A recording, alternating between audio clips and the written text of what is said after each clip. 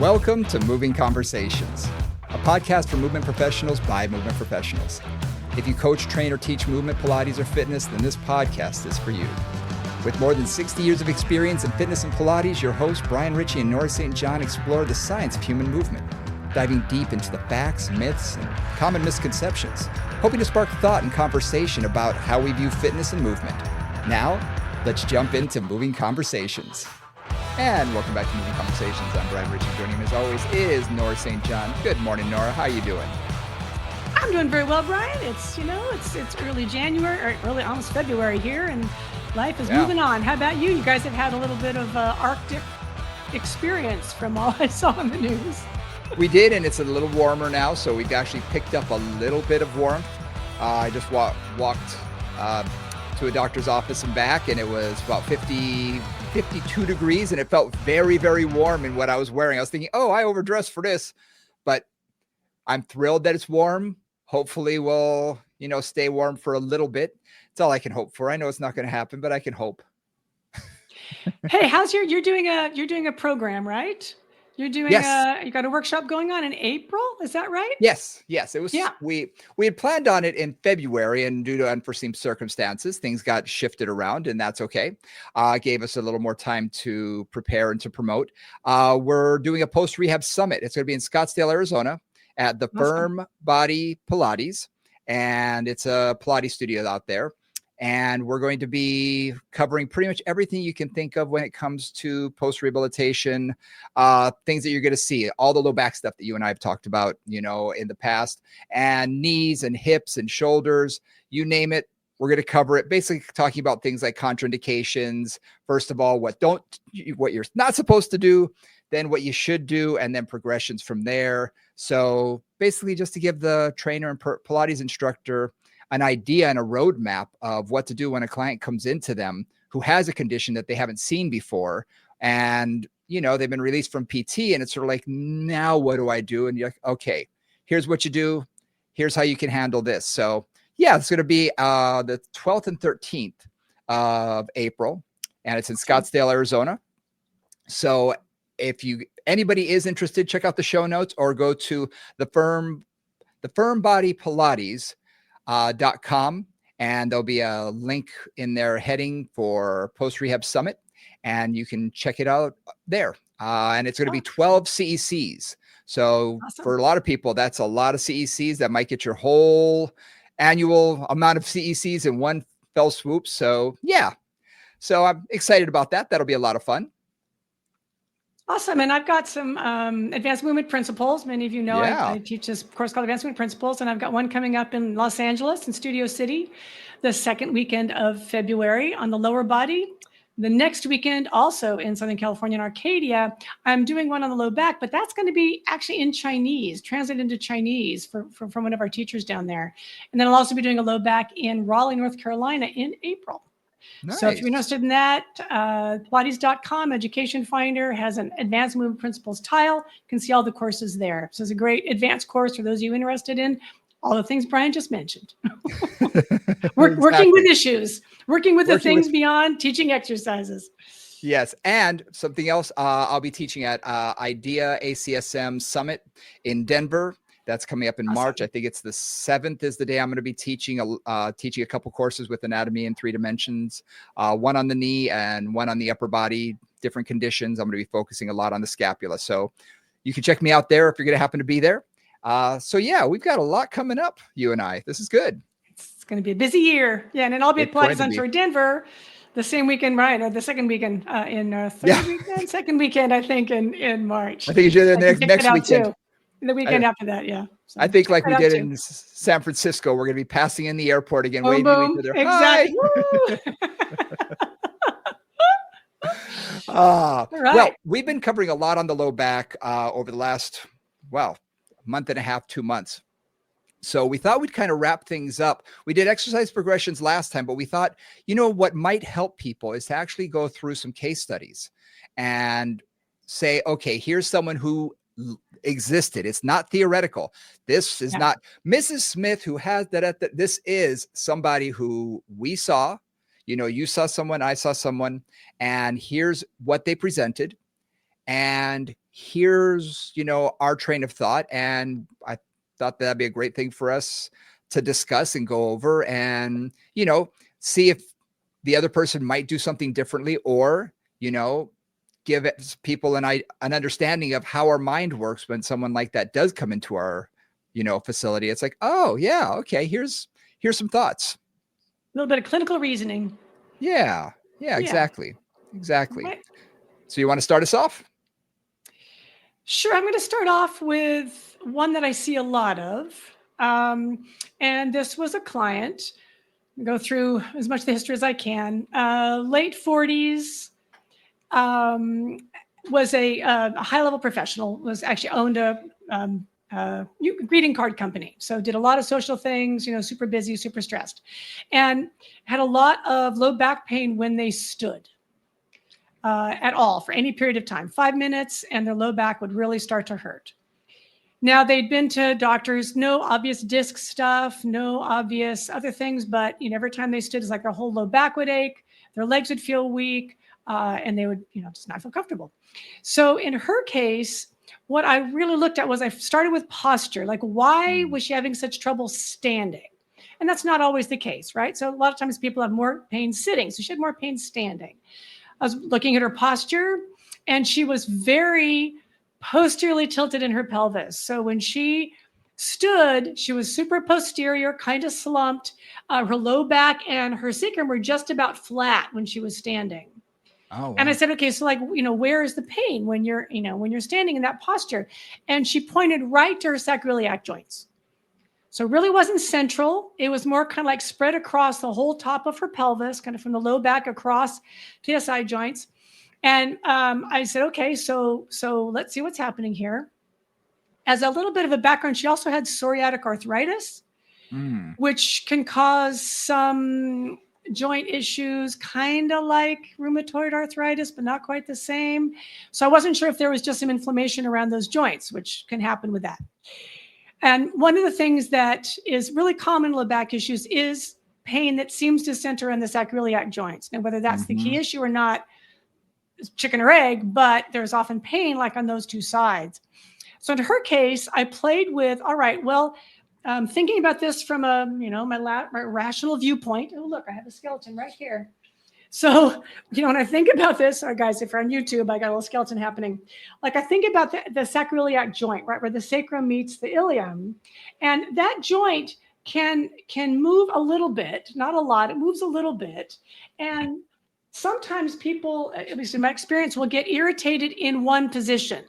Like there's one plane in which the ilium and the sacrum meet. That's like if it's got arthritis or it's got inflammation or something's going on. And sometimes if you just change that position slightly, they're getting force in a different part of that joint, and it's not as uncomfortable. So in her case, we worked on two things. The first thing we worked on was just posture. So in her case, it was kind of simple. That's why I'm starting with this one. I basically said, okay, let's really work on having you stick your tail out when you stand. So essentially, we've talked about neutral spine forever. In her case, it was finding a neutral position in standing.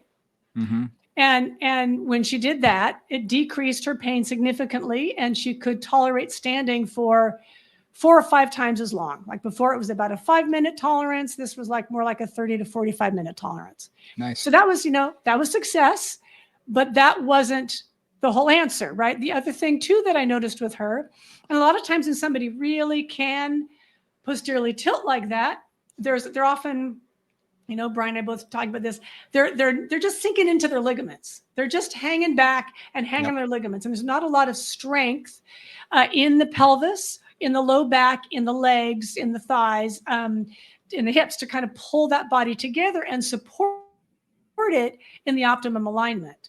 So our first step was just, let's play with posture. Let's find a slightly different neutral for you, especially when standing, and then let's strengthen in it.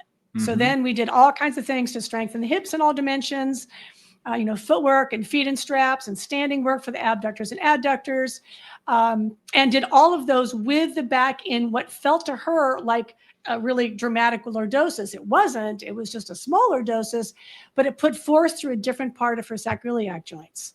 And after about 3 months, she was able to really change her posture, increase her strength, increase the stability especially in her standing of her whole core, and her pain level went way down, and she could kind of carry on. Nice. So. What's interesting is when you're describing that, all these questions came up in my mind. Immediately, I'm going to, okay, da-da. And, I think you and I both have sort of checklists that it's like, okay, it's in standing. Okay, what kind of shoes is she wearing? What's the surface that she's standing on? So my mindset is immediately going to all of those things just to cross things off the list. Because if it's something as simple as, well, normally she wears sneakers, but for these events, she wears 3-inch heels. Well, guess what? Right. That might be the cause. So let's eliminate some of the easy stuff. So for you, it was really about proprioceptively. She didn't know where her sacrum was in space. She had no clue. Right. And just by making her aware of that and getting her to understand, hey, if we put this in a different place, if we just shift it a little bit, that takes the pressure off, and that can make a huge difference in the body. It's like holding a bowling ball with arm out extended or close to the body. You really can change the amount of force that's being pushed through that joint, and you're able to obviously do that. The other reason I use that example is typically when somebody is uncomfortable standing, most people when they're standing are in a deeper lordotic curve. Yes. Right. Not everybody, but that's kind of typical. So typically if somebody has pain in standing, I'm often like, ooh, are they getting too much into extension and then compressing? That was not her situation, right? It was a different. So that's why I also brought that up, because you always have to look at what is happening for that client. Because all these things we've mentioned, and certainly if you go through any of our videos for advanced principles or anything, like we talk about some common situations, but that's not always what's happening. So always look like what's happening at all the points and where is that force building up? And this comes down to that, find the neutral spine that works for them. Yes. Because we're just going to say a generic situation that we've talked about before. Someone feels better sitting, not standing. So they need to be in a posterior tilt in general. That's going to be their neutral spine, most likely to alleviate pain. However, she was already in a significant posterior tilt. Yeah. So for her, it was almost, she went too far, that you needed to actually work her into extension, which seems to be almost backwards from what a traditional, looking at the body thinking, okay, she's not comfortable standing, she needs to be posteriorly tilted a little bit more because that makes her feel more comfortable. So it is looking at the body in front of you and not just going with, forgive me, but a lot of medicine is sort of a flow chart. And they're actually taught, a lot of people are taught this. If yes, then do these. If no, then do these. Right. And when you ask the question, how do you feel better, standing or sitting? Well, standing kills me. Oh, okay. So sitting. And if you follow all of that flow chart for her, it would not have worked if you just did it without looking at her body. So you really had to look at her and say, okay, what's going on in the body in front of me, not the flow chart that's in the book. One other thing too that sometimes shows up is just in general, it is much easier to work with a stiff body to move towards more mobility than to work with a lax body and move it more towards stability. Right? Because like the body wants efficiency, and efficiency often means hanging out on the ligaments, just like letting everything kind of collapse, the ligaments take the load. In her case, that was not optimum. She had to use more energy, more muscular strength to support her body in a way that wasn't that efficient in order to actually like decrease her pain. So, just a little point on there too. And that's one reason why when we get people who have greater mobility, I actually have another case study that I'll bring up a little later, who I'm still seeing this client. It's very interesting. But when you have something that creates greater laxity in joints, for whatever reason, whether it be pregnancy and relaxin or the other thing I was going to ask you is, okay, was it multiple pregnancies? Has she had 3 or 4 children? Because that can often have a little bit of a issue with joint laxity in the SI joint. So these are all questions, like I said, that immediately I come to mind. That's like, okay, I'd ask this, I'd ask this, I'd ask this. So, just, doing that mental checklist in my brain too. Yeah. And she had just had one, and it was a vaginal delivery. So, that changes things too. So C-section, anytime somebody has a C-section, I always look for a lot of things. A lot of times abdominals fall asleep, depending on like where the cut is. Like I've had women 4 years later who still can't feel their abdominals because just some nerve was cut in that process. Exactly. And sometimes that leads to low back pain because there just isn't the support in the front, scar tissues, all those things. So, but those were not the situation in this case. Yeah. Interesting. Well, I can throw a case study to you. Curveball. That's an interesting curveball. And the reason I bring this one up is because, again, when we've talked about everything from stenosis to spondylolisthesis to disc herniations and whatnot, and a lot of times people think of them as being individual and that a client's going to have one. And when they have one, it actually makes our job pretty easy because it's like, easier. Oh, okay, that's easy. Then the rules generally apply, right? Yeah. Precisely.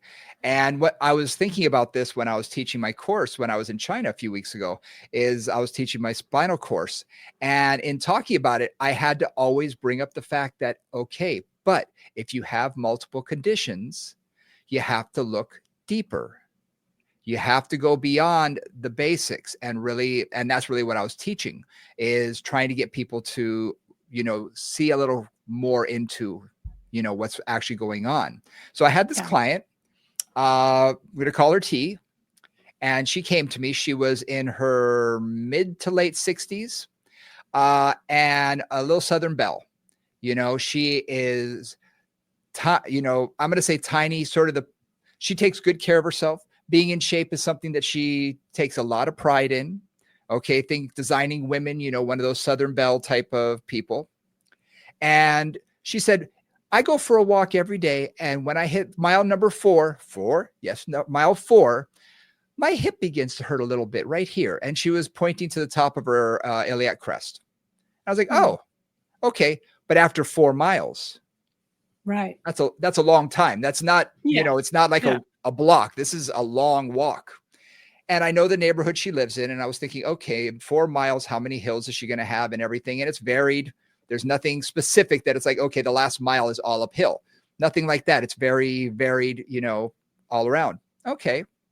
So I did my general assessment, and started putting her through exercises. And I think second or third exercise was a simple bridge. And as she went into a bridge, I was doing an articulating bridge because I wanted to see if she could do a little bit of pelvic, movement. And when she went up, she goes, ooh. And I said, what's ooh? And she said, I felt like a lightning bolt go down my leg. And I went, stop. Okay.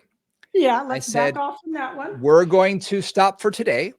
Her husband was a physician. So I said, why don't you call your husband and see if he can recommend getting into see an orthopedist. He wasn't an orthopedist, but he knew them. And she said, why? I feel fine. I said, I know.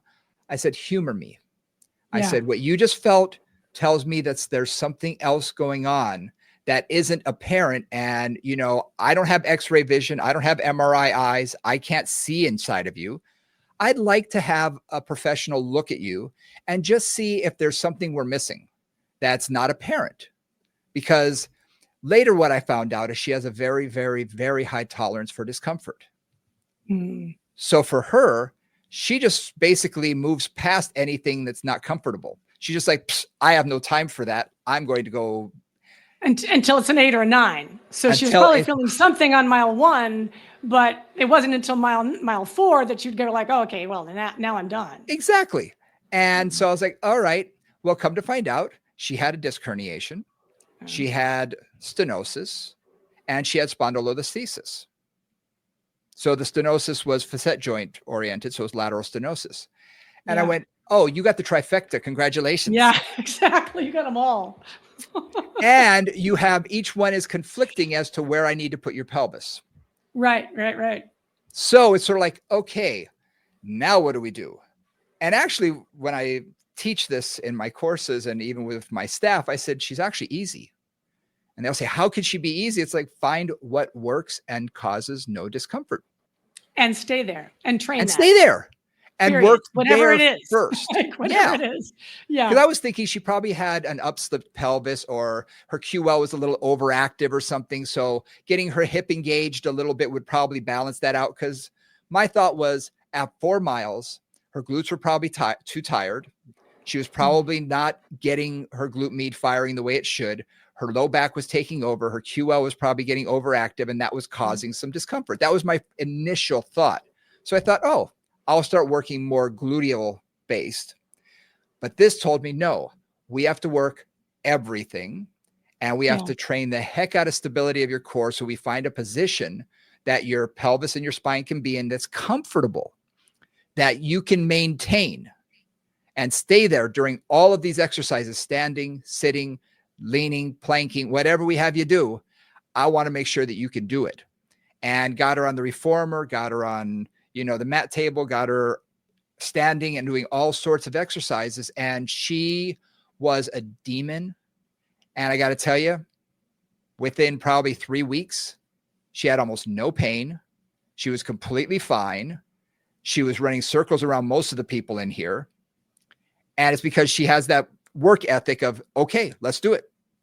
And she pushed as hard as she needed to, but I said, we want to stay pain-free range of motion. And then when we had her under control and we had her stable, we began to explore a little bit of pelvic movement, a little bit of mobility. What ranges are tolerable. Yeah. And just, okay, you can move here a little bit, no problem. You move here, maybe that bothers. Okay, we're going to avoid that. Because again, with spondylolisthesis, you usually want to keep them in a pretty significant posterior tilt. But we found for her, neutral to posterior was perfect. And she could be in traditional neutral with no problem. Extension is what bugged her. Yeah. And what happened during that bridge is at the top, she went into her aerobics class bridges and she went up to the top and arched her back. Right. And even as she did it, I said, okay, stop. And that's when she went, ooh. So I already saw, okay, the extension bothered her. I'm curious what might have caused what. But we realized, okay, she had multiple things. And we just had to figure out what was going to work for her to keep her stable today, train the living daylights out of that, and then begin to move forward into more three-dimensional training in all positions. So that's a great story. It's a very typical story. One thing I want to really pull out of that story is typically a bridge is mildly painful. Like I've rarely had a client who's had a zing, like a nerve zing from a bridge. So one thing that I say a lot, and I'll use just a brief example in a minute, but one thing I say a lot is if something really is odd, and if you're a new teacher, you're not going to know what's odd. But after you've seen a few clients for a time, it's like, that's weird. Like that doesn't bother any of the other 200, 300, 500, 10,000 people I've tried that on. So what's happening here? Kind of like, if it looks like a duck and smells like a duck, it's probably a duck. But if it looks like a duck and smells like a cow, you got a problem. So in this case, like the fact that and also just a sudden nerve zing. Yes. Always is like giant red flag should show up in your brain immediately with anything having to do with the low back, especially if it's not something that's typical for them. Like I've had a number of clients who just have kind of chronic sciatica and we're used to where the edges are and where we have to pull back. But to have it like suddenly happen like that, that's like an immediate stop, red flag. We need to go get this checked out because, when you're putting pressure on a nerve suddenly, you don't want to do that. So anyway, I just wanted to pull that piece out of that. No, and that's exactly right. Is really when you do a bridge, like you said, we've done millions of bridges.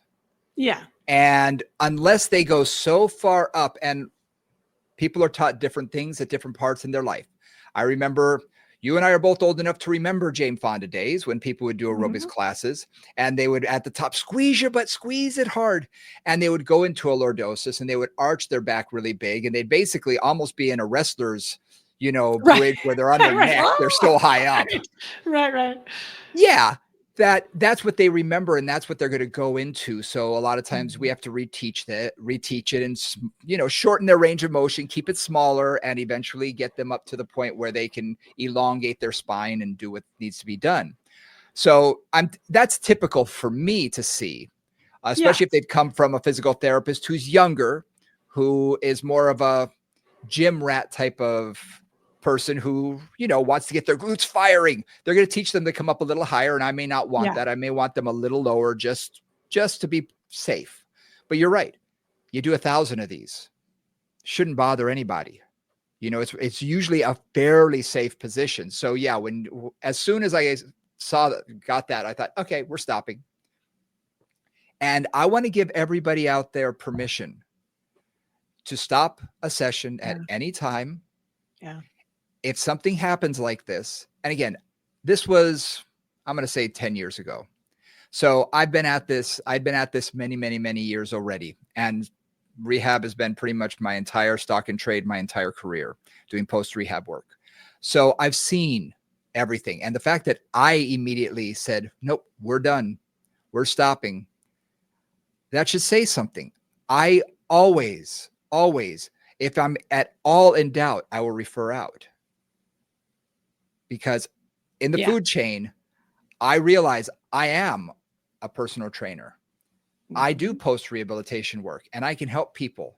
I can do a lot, but exercise is my go-to. That's what I do. I don't do physical therapy. I don't do any of that. That's our modality. That's what we've got. That's our modality. That's what we're trained in. Yeah. Yeah. So guess what? I'm going to send her to someone who has other modalities and have them make the diagnosis, because we don't diagnose and we don't provide treatment. We're just helping manage conditions through exercise. So it's an easy way for me that when I see something like that, it's like, okay, like you said, if it seems odd and isn't quite right, get a second opinion or a third opinion. Don't hesitate. Don't think that we should know it all. Too many people feel as though if I send them to their doctor, they're never going to be back and I'm going to lose a client. No, the opposite happens. They become a client for life. They trust you and they'll send people to you because they know they can trust you. So 2 funky examples that I just want to throw in here for kind of the same vein, and I'll have you go on to another case study. I've had 2 clients. Actually, one was a Pilates teacher that I know. Another one was a client. Another one is a client that I've heard about. All of whom had low back pain. 2 of them, and this is the important piece, had a history of cancer. So one of them had breast cancer. One of them had testicular cancer when they were, relatively young in terms of testicular cancer. And then they started to have low back pain.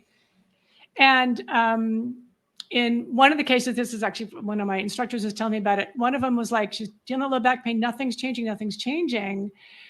And finally, like we talked and I said, hey, if it feels weird, if like things are not resolving, have her go back to her doctor. And there was a spot on her spine. We don't know what it was yet, but it's kind of like, you don't know. And then, this instructor that I know, similar thing. He was like, I got this funky low back pain.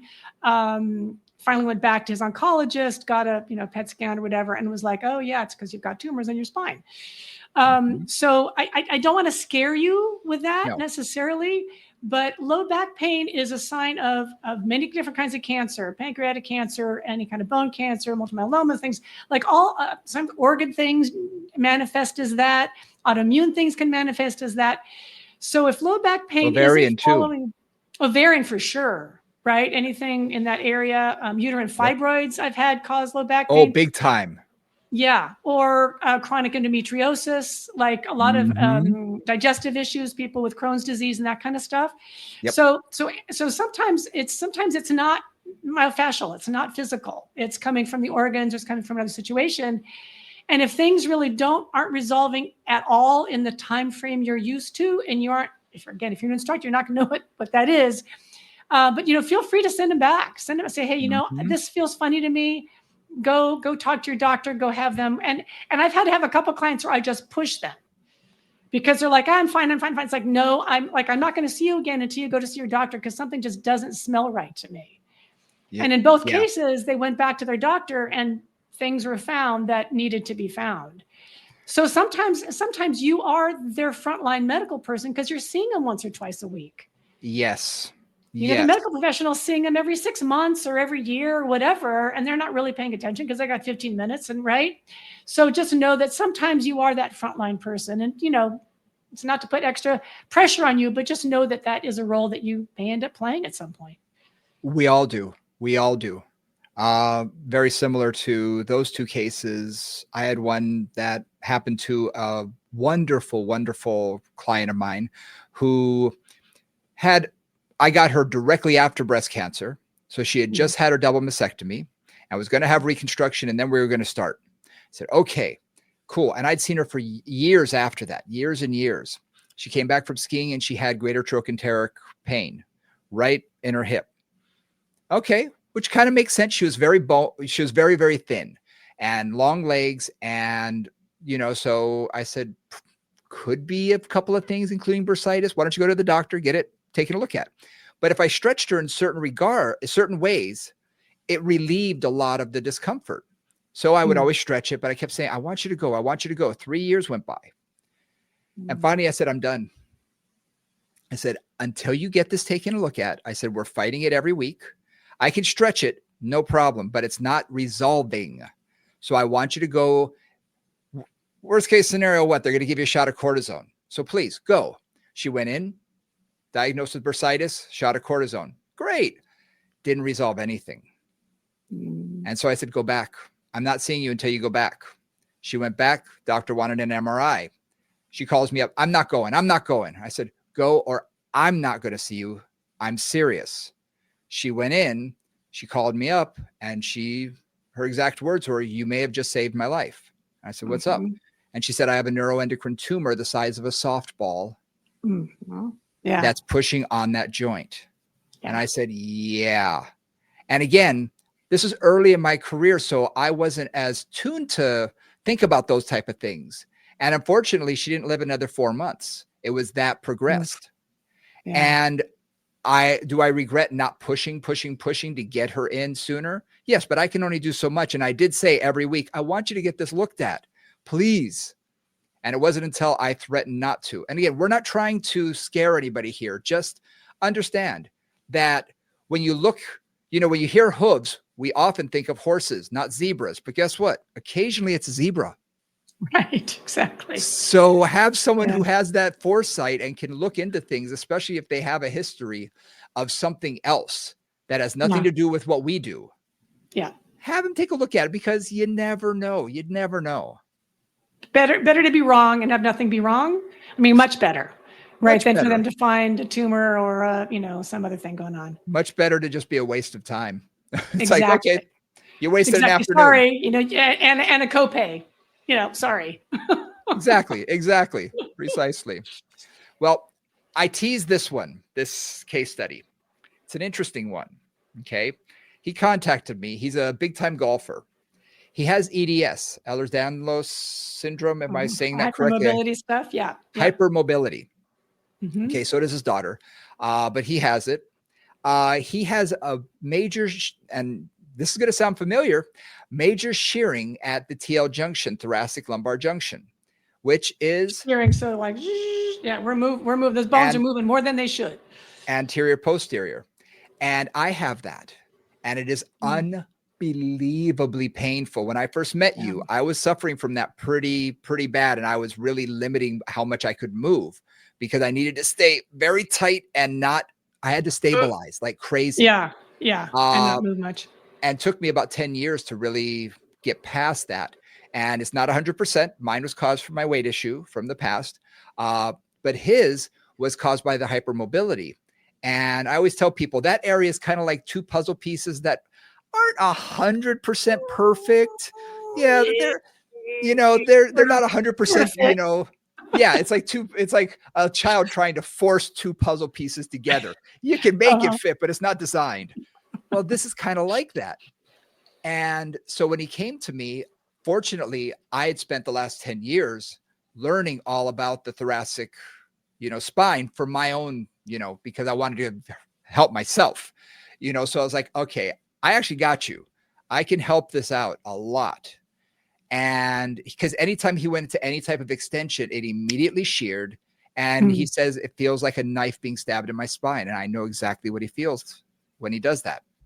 So for us, it was all about stabilize that whole area, get him so that he doesn't overwork that area, because he was a golfer. He was doing a lot of lumbar shearing as well, rotationally. a lot of torque. He was trying to get, like a lot of golfers, he was trying to get just a few more yards, so a few more degrees in his rotation. Yeah, just a little bit more. And I said, a little bit more. You got to stop that. We got to limit and stop pushing. Get it tighter, because he's a good golfer. Get it a little tighter. And when he was ready, and again, I wanted to strengthen his erectors, but I needed to do it much more in a static position. So like a statue or isometrically. Lots of neutral with like load coming from different angles, or moving the torso forward, moving the torso back, and having it just almost isometrically just 100%. Activate. Right. Yep. Rather than concentrically compressing or moving things. Yeah. Yeah. And we really focused the most on that, trying to get him to feel that area and to be able to hold it in place. And then once I got that, I said, okay, now we need to start working a little bit on upper thoracic extension, because he was a politician kind of person. He was in government. And so he was rounded a lot, sitting at a desk. He had good posture when he stood, but he had a little bit of that hunch. Yeah. Just desk posture. Exactly. So up against the wall, lift toes and nose, I call it, both arms up overhead, lifting one arm back at a time, getting the lower trapezius to fire, trying to retrain some of the upper thoracic muscles, what their job is, how to do it properly, without going overboard, working on thoracic rotation, which he was pretty good at, actually. Not great, but he was pretty good.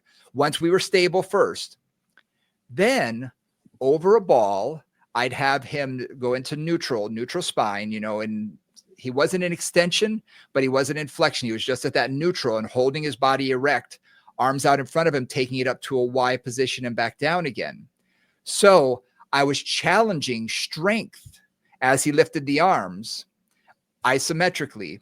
And then I would tell him, I want you half a degree.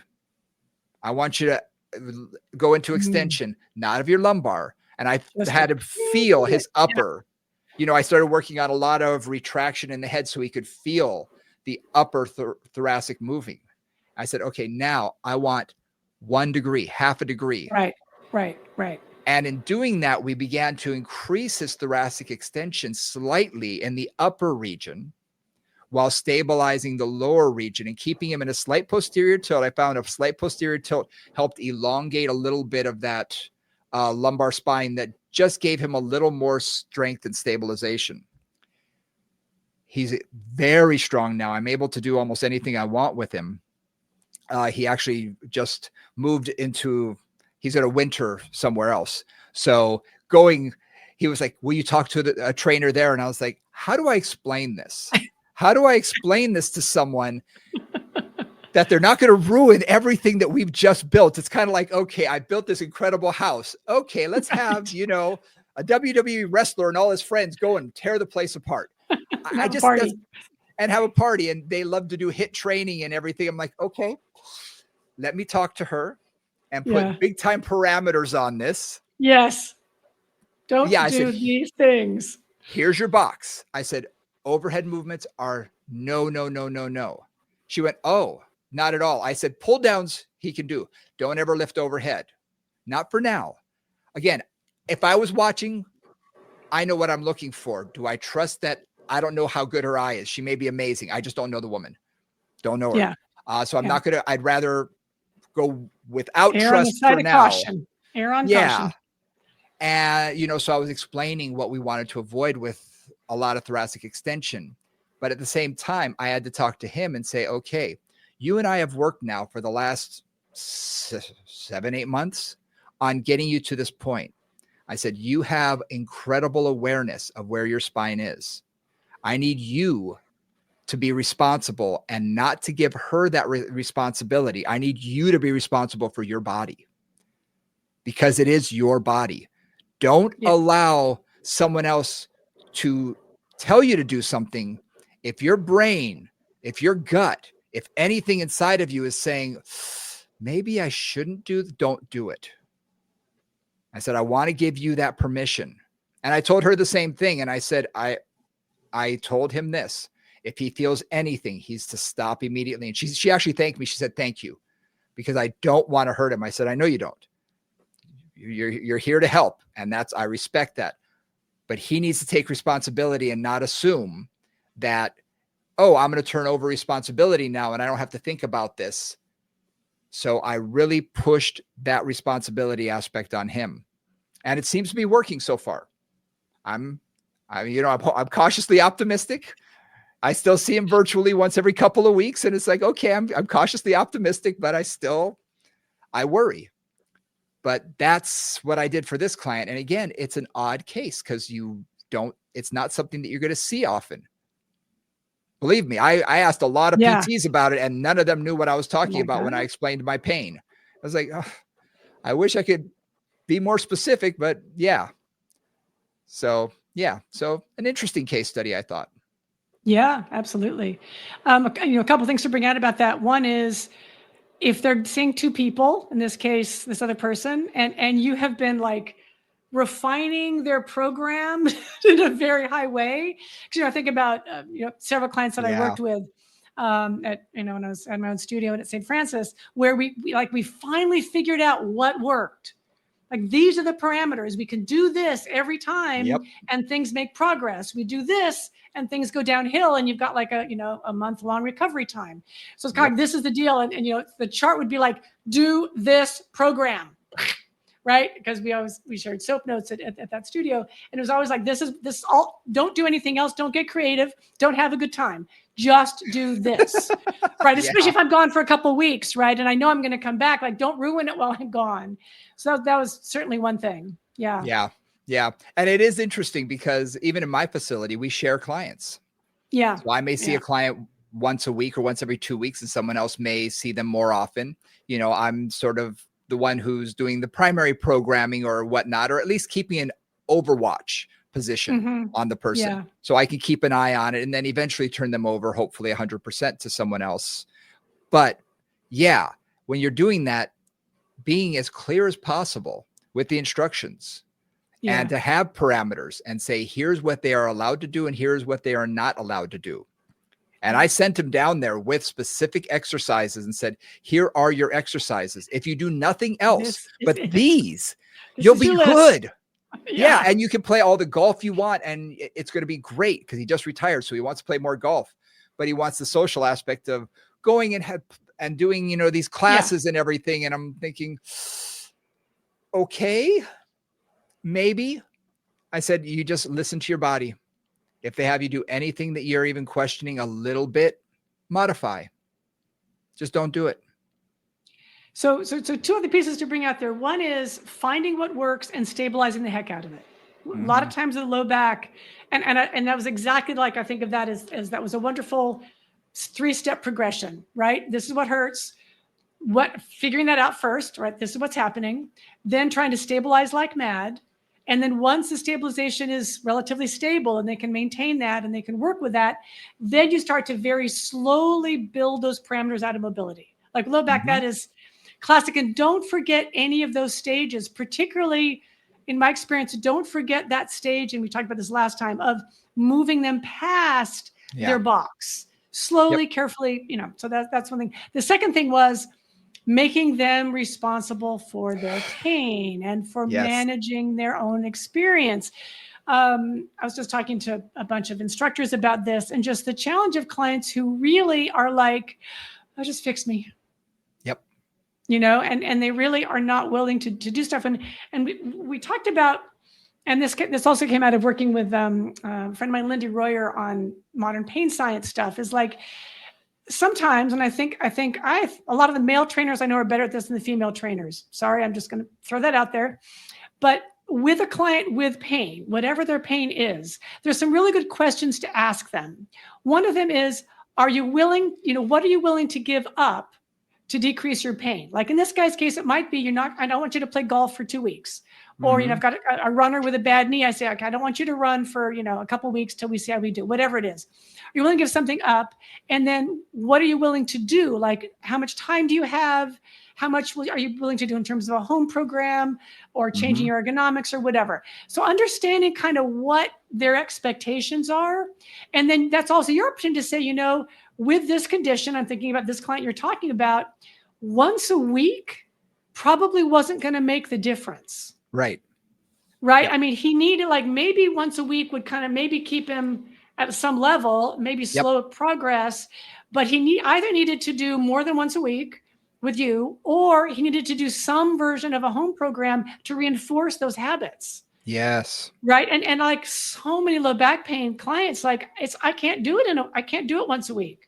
No. I'll do my best, but we're not going to get there with once a week. I need just 5 minutes of your time on 2 other days to do these couple things so we can make progress. And I think setting those expectations up with your clients is really important at the beginning. So I just want to throw that out there with anybody in pain, particular back pain. You know, I think I've mentioned this and I'll say it again. When I do my assessments with someone, I can't tell you how many times I will have someone say, well, how long do I have to do this for? Or when can I stop doing this? And I say, well, as soon as you want the pain to come back. And the look on their face is like, oh. And I'll say, yeah. I said, this is something that you may or may not be managing for a longer period of time than you think. It may go away entirely. And that's the goal. We'd love for that to happen. Nothing more than to have that happen. However, most of the clients we work with are probably over 50.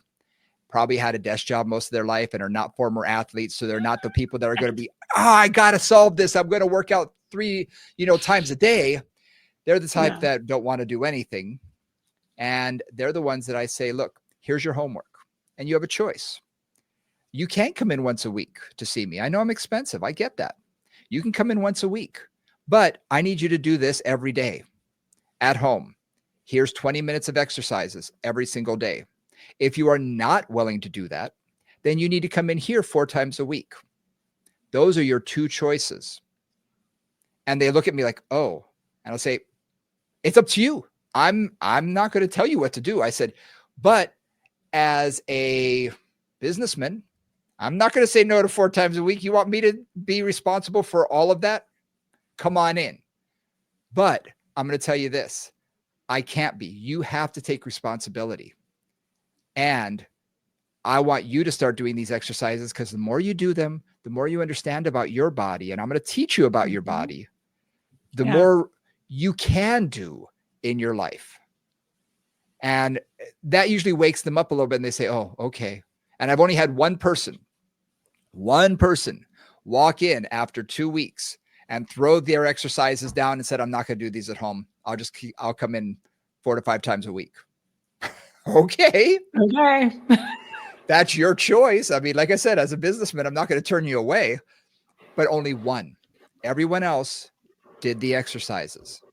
And something that you guys need to think about, and I know Nora does this with hers, you got to keep them accountable to doing the exercises. And like, this is one of the things that I've always loved about working with you, Brian. And also actually, honestly, and don't take this the wrong way, anybody out there, but with a lot of my male trainers and my male Pilates teachers and some of my females, but not so much. It's like that clarity for a client, that's honesty. Mm-hmm. That's not you trying to make a buck. That's like, if you want to actually fix this, low back pain is not going to be solved by 1 hour out of the week.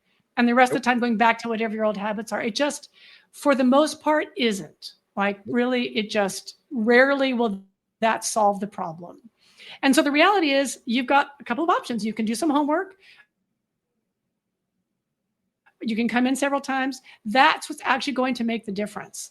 And so I think, for any of you who are either beginning teachers or even not beginning teachers, being that honest with your rehab clients, it makes everything easier. Because then, like, the challenge I had, certainly as a young teacher, was I wouldn't kind of put those laws down until they already knew me for a while. I was the nice teacher. I was super kind. I was very encouraging. And so at that point, like 3 months in, when I try to put the hammer down and go, you've got to start doing these, they look at me like, why are you being so mean to me? I'm also a woman. So that's always different. Those relationships are just plain different. And so, now it's kind of like, okay, so this is the deal. I'm happy to work with you. If the situation got going on, I think we can manage it, but this is what it will take on your part. Are you willing to do that? And then be honestly willing to take a no. Yeah. If they say, like, your client, I mean, some of my clients have said, like, I'm not going to do this. I said, well, great. Then go off and find some other modality because I'm not going to work with you. Yeah. And you kind of have to be willing to hold some of that line. And I just want to encourage all of you out there to think about that line, especially with your rehab clients, because it just makes, it's like that's going to make the difference between success for them and success for you. You're not just coddling them in their codependent state for the rest of time. You're actually trying to make progress. And it takes a little bit of that to make progress. So anyway. It does. And like I say, if you're willing to hold them accountable, and every time they come in, you've been doing your homework. Yeah. And if they say, oh, this has been a busy week, not as much. And a lot of times, here's how I've described it to both clients and staff is, all right, well, you haven't done the exercises on your own. So we're going to have to do the boring stuff. And you're going to have to eat your broccoli in front of me before we can get to your dessert. And they'll go, okay. Because they know I don't want to do the boring exercises. I don't want to do the stuff on the mat table. I want to go have fun. Exactly. Yeah. More exciting. Exactly. And if they're going to do all of that at home, and again, 15, 20 minutes, then I know they've built up that foundation, and I can check on them occasionally with it and be like, yeah, you're rocking this. Keep going. And we'll change this exercise to this one. Okay. Keep rocking that. And we can have more fun. Awesome. But you got to keep them accountable. And I will say this, I learned this when doing radio.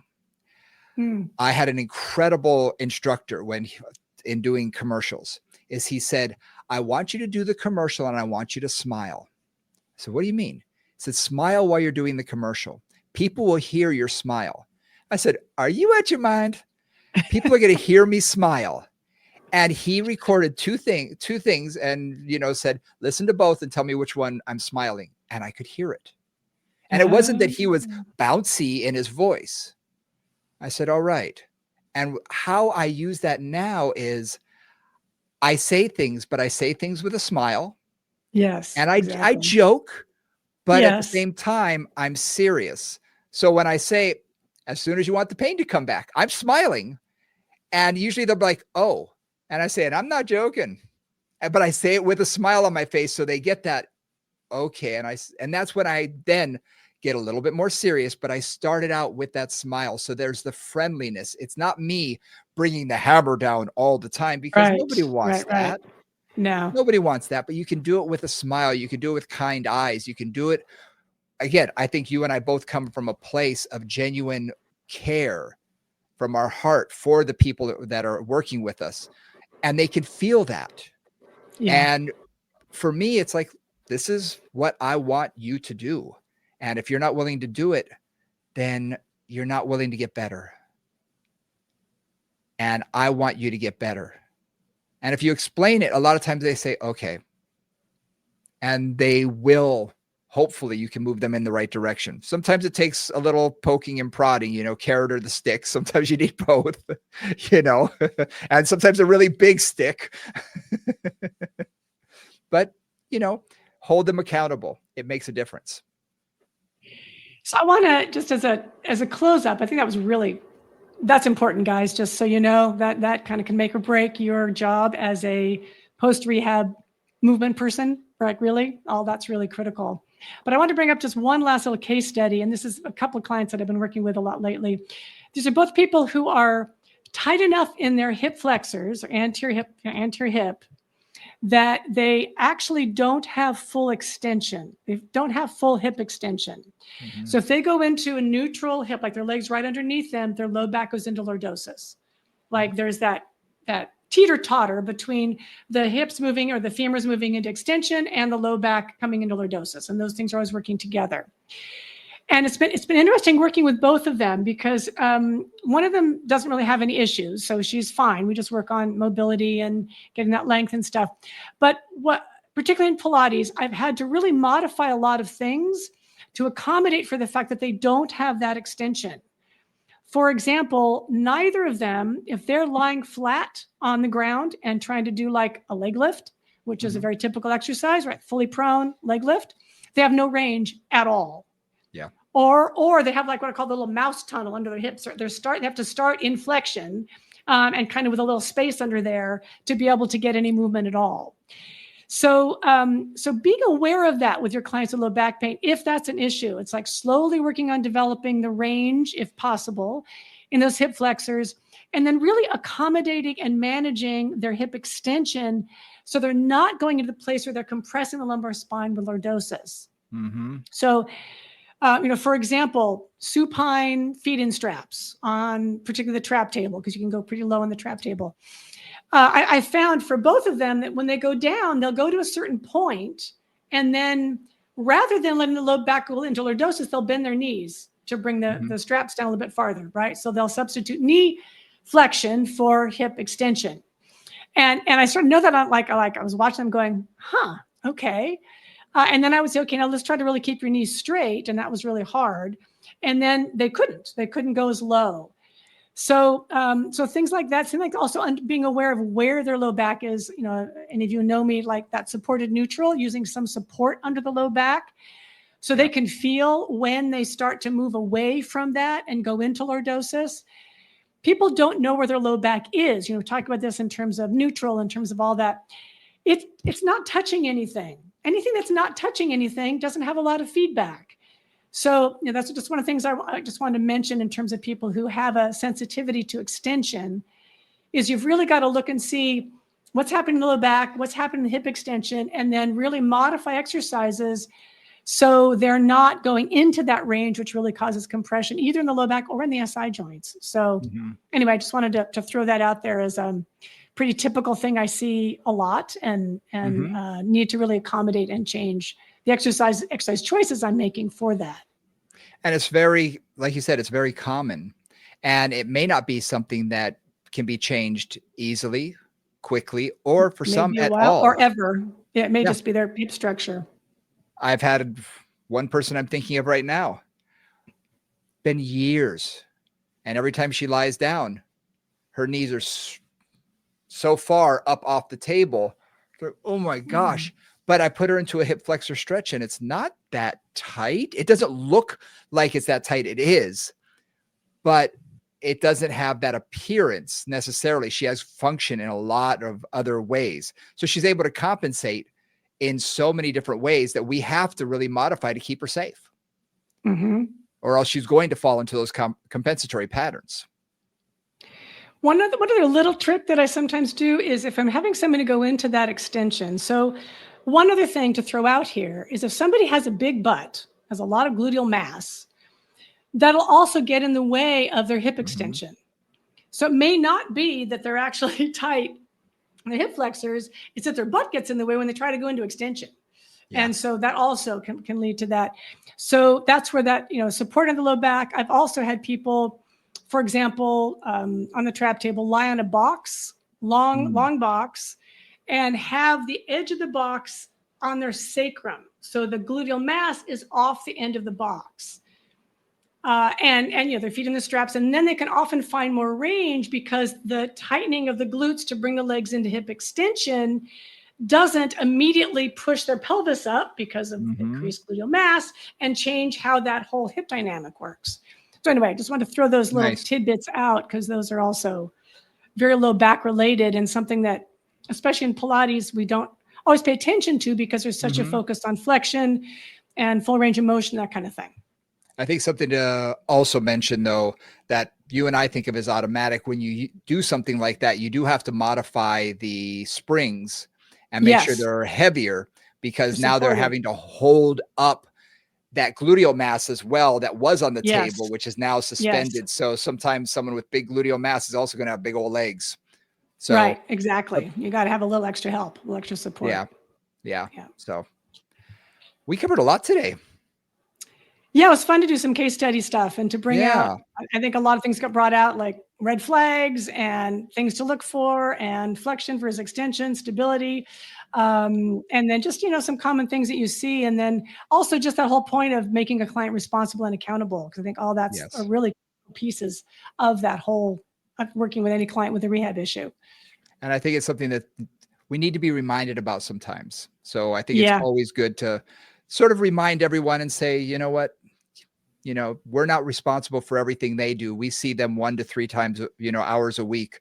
there's still 160 some odd hours that they're on their own that they have to be responsible for. So, you know, we can't take everything. So yeah, exactly. Well, thank you guys very much for listening to us. As always, you can reach us at our Gmail at movingconvos@gmail.com. Check us out on Instagram at Moving Convos, Moving Conversations on Facebook. And for Nora St. John, I'm Brian Ritchie. We'll see y'all next week. Bye, guys.